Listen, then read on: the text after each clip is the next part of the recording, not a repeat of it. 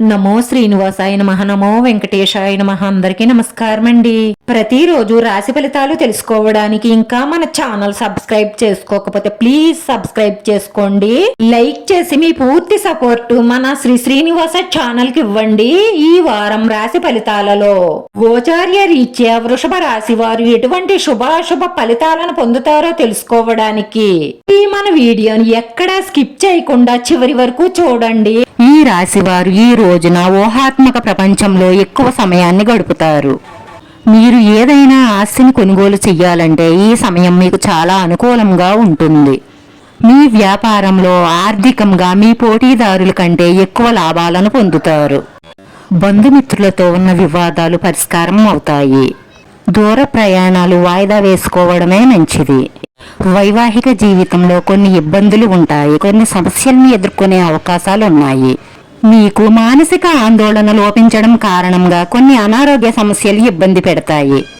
మీరు కోపాన్ని తగ్గించుకోవడం వల్ల కొన్ని సమస్యలు తగ్గుతాయి. మీరు సంతోషంగా ఉంటారు.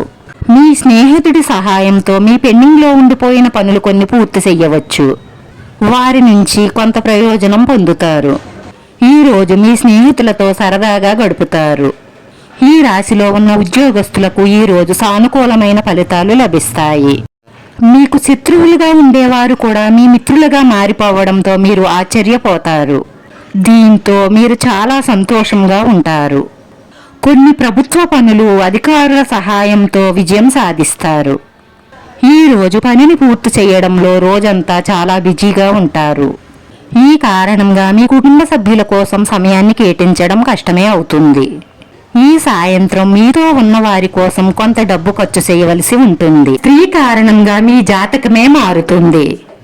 అది ఎలాగంటే మీ అమ్మగారు కానీ, మీ జీవిత భాగస్వామి కానీ, మీ ప్రేమికురాలు కానీ ఎవరైనా సరే మీ మంచి కోరేవారు ఎవరో మీకు తెలుసు. వారు చెప్పే మాటను తూచా తప్పకుండా పాటించడం ద్వారా మీరు మంచి విజయాలను సాధిస్తారు. మిమ్మల్ని ఆకర్షించే స్త్రీల ఆకర్షణలో పడి మీ కుటుంబాలను రోడ్డు మీద పాడేయకండి.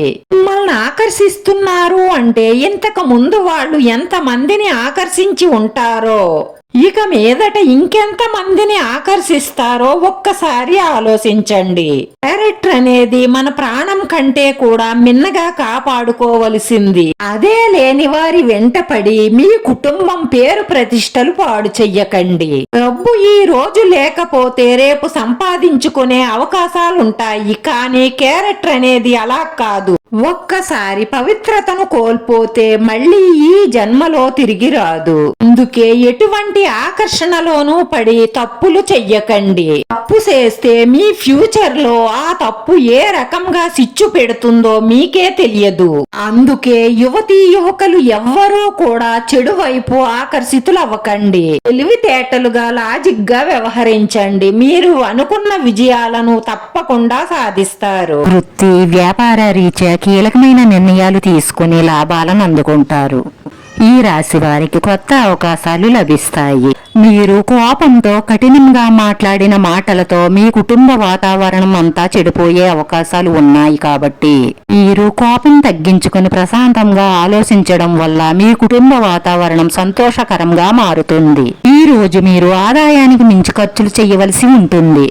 మీ జీవిత భాగస్వామితో ఆనందంగా గడుపుతారు.